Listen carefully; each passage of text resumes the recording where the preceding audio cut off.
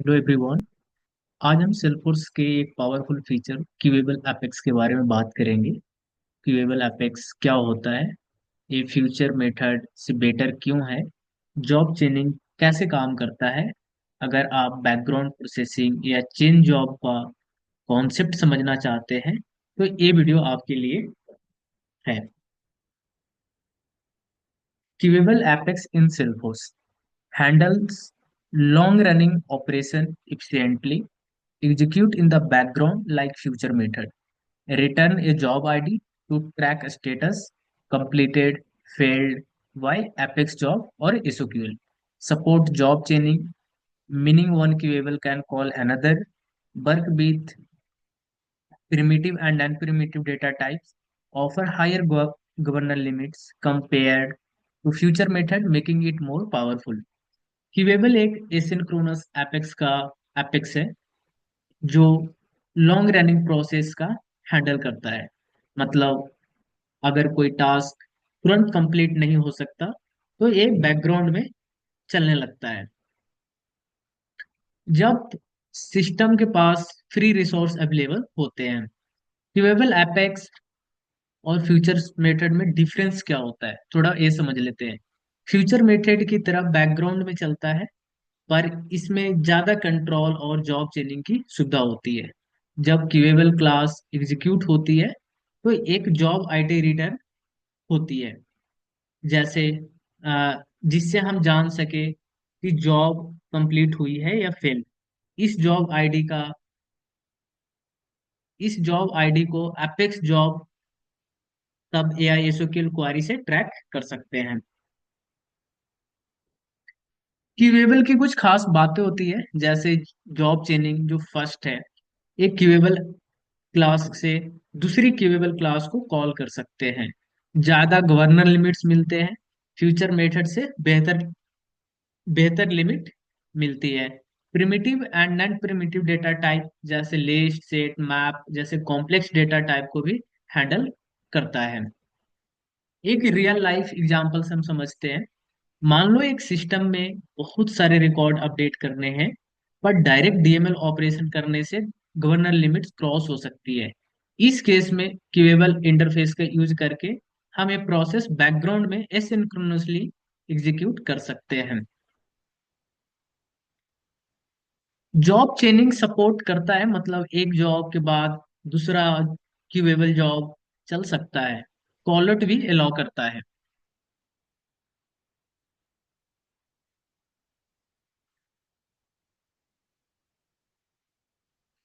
How to perform job chaining. Caller call करेगा A call करेगा B call करेगा C को, एंड सो ऑन, इसी तरह से चलता रहेगा। अब हम समझते हैं कोड से, तो कोड में कैसे काम करता है। मैंने यहाँ पे एक क्लास बना के रखा हुआ है, और क्लास का नाम है क्यूएबल इंटरफेस डेमो, और दूसरा है क्यूएबल इंटरफेस डेमो 1, एंड एक है क्यूएबल इंटरफेस डेमो 2। अब एक एक करके हम समझाते हैं।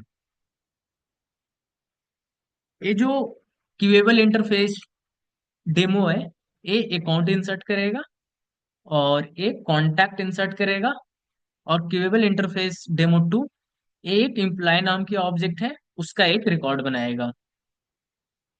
सबसे पहले हम फर्स्ट समझते हैं कि ये जॉब एक अकाउंट इंसर्ट करेगा जिसका नाम यहाँ पे मैंने डाल दिया है योगेंद्र कुमार नाम में।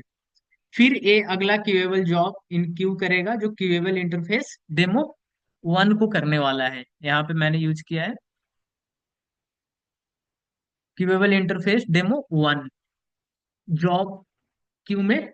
इसको हम डाल देंगे बैकग्राउंड क्यूएबल इंटरफेस डेमो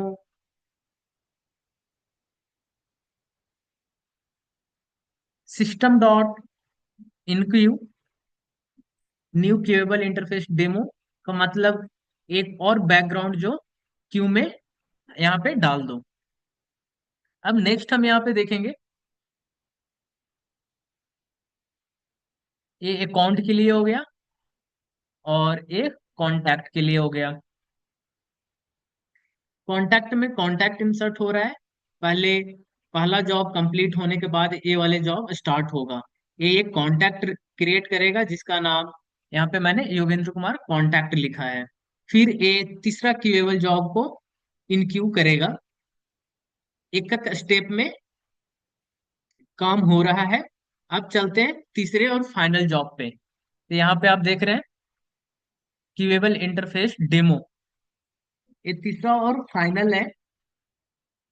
एक एम्प्लॉय रिकॉर्ड क्रिएट करेगा जिसका नाम राजेश है। कोई और जॉब चेंज नहीं हो रहा है, इसलिए फाइनल एग्जीक्यूशन स्टेप है।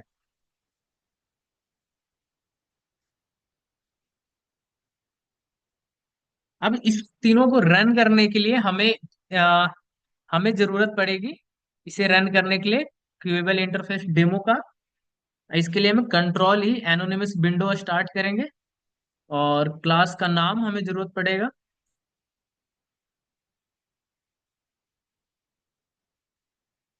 ID,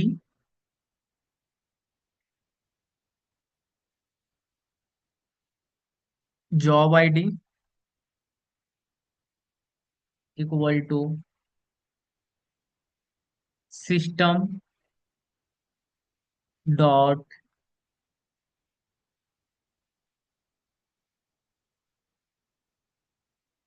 इनक्यू job new queueable interface demo.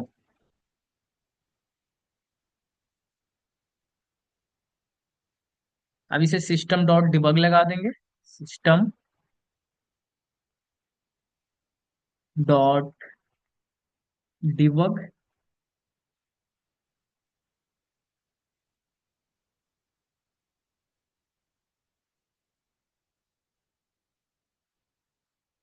Job ID of queueable interface demo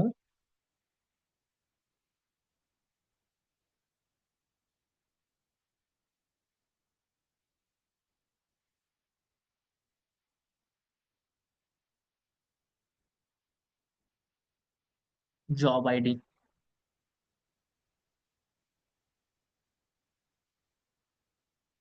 job ID इसमें एक चीज चेक करने वाला है कि जो मैंने तीन ऑब्जेक्ट की यूज किया है अकाउंट, कॉन्टैक्ट और एम्प्लॉय। तो इससे पहले हम चेक कर लेंगे कि मैंने सिर्फ यहाँ पे अभी नाम नाम के फील्ड ही ऐड किया है, नेम, लास्ट नेम और अकाउंट नेम। तो हम पहले चेक कर लेते हैं कि अब इसे हम रन कर अब इसे हम रन करेंगे। Execute highlighted. तो यहाँ पे आप देख रहे हैं कि ये एग्जीक्यूट हो रहा है और हम लॉग पे जाएंगे। लॉग पे जाने के बाद हम डिबग ओनली में करेंगे। तो यहाँ पे आ गया job ID of queueable interface demo और ये जॉब आईडी रिटर्न में आ चुका है। यहाँ पे आप देखेंगे ये जॉब आईडी है। ये जो कोड है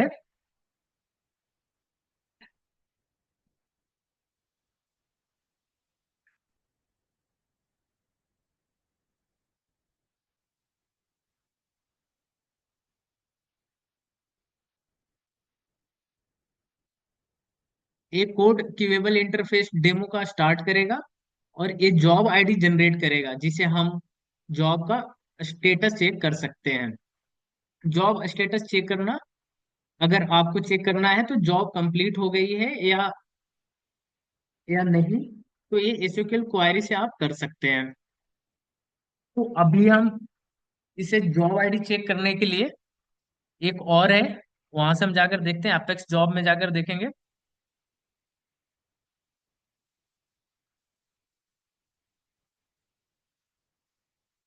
एपेक्स जॉब में जाकर भी हम देख सकते हैं। सेटअप में हम लिखेंगे एपेक्स जॉब, एपेक्स जॉब और यहाँ पे अगर कंप्लीटेड होगा तो कंप्लीटेड आ जाएगा। आज के डेट में हम देखेंगे 26, तो 26 तारीख का रन हुआ है। क्यूएबल क्यूएबल क्यूएबल, तीन मेथड कॉल हुआ है, तीन क्लास यहाँ पे कॉल हुआ है। यहाँ पे आप देख सकते हैं queueable interface demo, queueable interface demo 1 and queueable interface demo 2। तो इस तरह से ये तीन क्लास यहाँ पे आया है, तीन क्लास के यहाँ पे एपेक्स जॉब आईडी है। तो यहाँ से जॉब आईडी भी आप देख सकते हैं। लेकिन अगर मान लीजिए कि यहाँ पे हजारों है या सैकड़ों है और टाइम आपको पता नहीं है, तो यहाँ पे थोड़ा दिक्कत हो सकता है। तो उसके लिए आप एसओक्यूएल से करें। तो एसओक्यूएल से करने के लिए हम यहाँ पे एक जॉब आईडी ले लेते हैं और जाएंगे डेवलपर कंसोल में और यहाँ पे क्वायरी एडिटर करेंगे। और क्वायरी एडिटर में हमें लिखना पड़ेगा select ID status number of error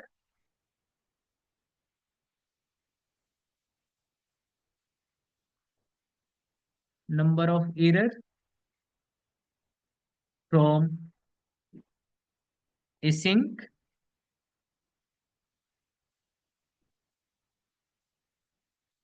apex status number of error from async apex job where id equal to, हमें यहाँ पे आईडी देना होगा। और जैसे ही हम एग्जीक्यूट करेंगे,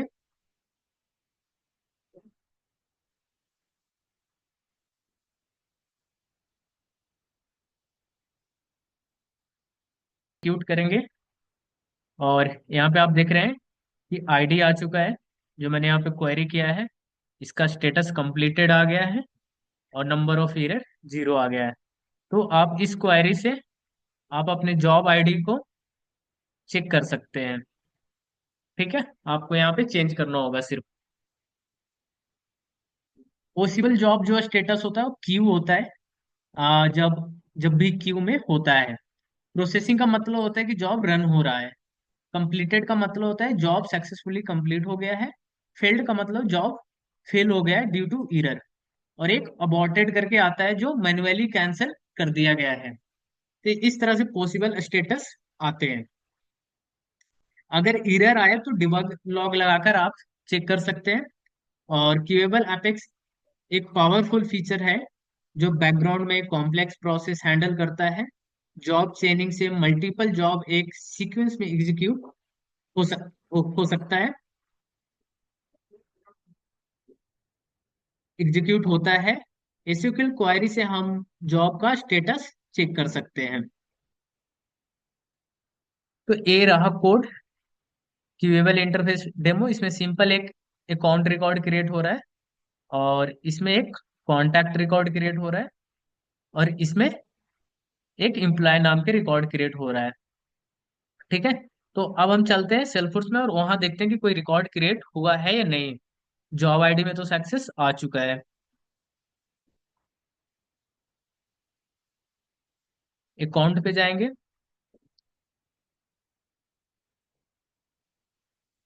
और रिफ्रेश करेंगे। रिफ्रेश करते ही यहाँ पे हम इसके बाद अकाउंट, कॉन्टैक्ट और एम्प्लॉय नाम के तीन रिकॉर्ड यहाँ पे क्रिएट हुआ है। तो आज का हम लिखेंगे एसओक्यूएल क्वेरी एक लिखेंगे कि select ID name created date from created date from employee and created date is equal to today. आज जो क्रिएट हुआ है उसका हमें रिकॉर्ड देखना है। ठीक है, तो यहाँ पे हम एग्जीक्यूट करेंगे तो यहाँ पे आ जाएगा नाम इक्वल टू राजेश और क्रिएटेड डेट आप देख सकते हैं 26/2/25 का, यानी ये आज ही क्रिएट हुआ है। सेम हम इसी तरह अकाउंट और कॉन्टैक्ट के लिए भी हम लिखेंगे क्रिएटेड डेट टुडे और यहाँ पे हम चेंज कर देंगे अकाउंट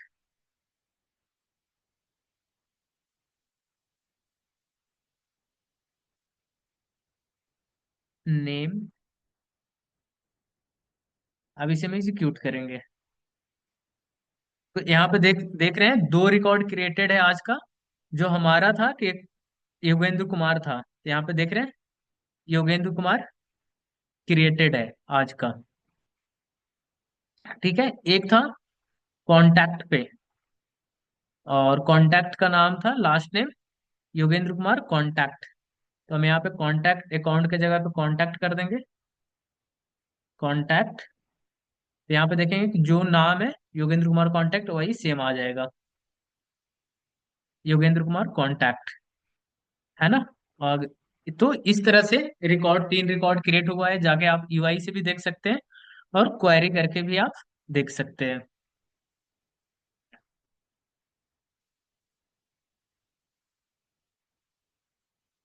ये रहा कोड, क्यूएबल इंटरफेस डेमो, और ये रहा क्यूएबल इंटरफेस डेमो वन, और ये रहा क्यूएबल इंटरफेस डेमो टू। इस तरह से आप खुद कोड लिखें, ट्राई करें और कोशिश करें कस्टम ऑब्जेक्ट यूज करने के लिए। और उसमें कई सारे अगर वैलिडेशन लगा हुआ है या स्टैंडर्ड ऑब्जेक्ट में कोई वैलिडेशन लगा हुआ है, तो जो भी रिक्वायर्ड फील्ड है वो आपको यहाँ पे ऐड करना पड़ेगा।